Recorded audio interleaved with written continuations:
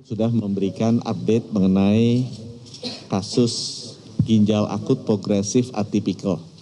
Saya lebih suka pakai bahasa Inggrisnya karena lebih singkat, acute kidney injury gitu ya, AKI. Nah, sampai sekarang kita sudah mengidentifikasi ada 200, telah dilaporkan adanya 241 ya kasus gangguan ginjal akut progresif atipikal atau AKI di 22 provinsi dengan 133 kematian atau 55% dari kasus. Ya.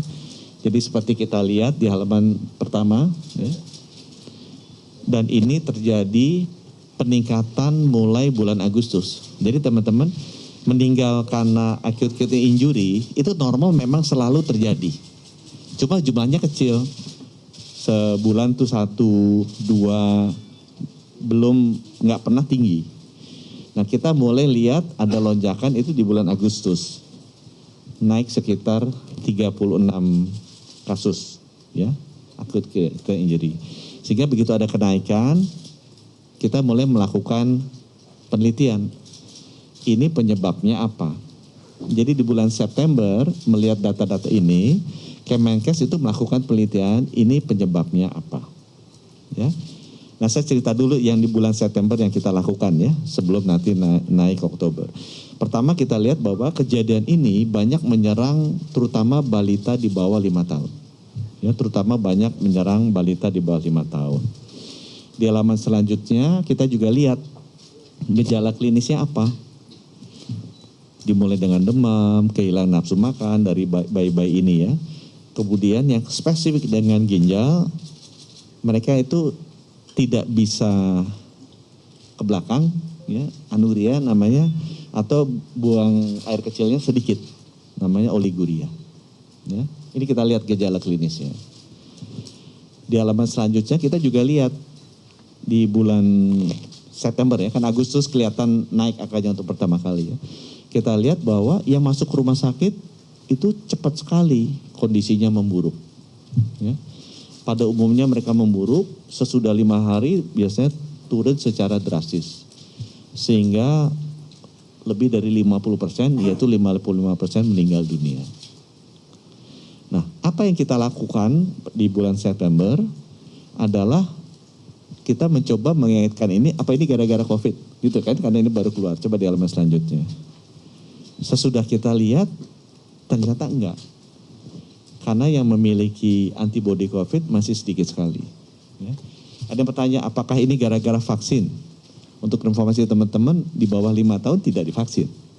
Nah, jadi bukan gara-gara ini di September ya, karena kecil sekali gitu ya. Nah, begitu lihat, oh ini bukan COVID, mungkin ini disebabkan oleh patogen lain selain virus COVID. Virus COVID kan namanya SARS-CoV-2 ya.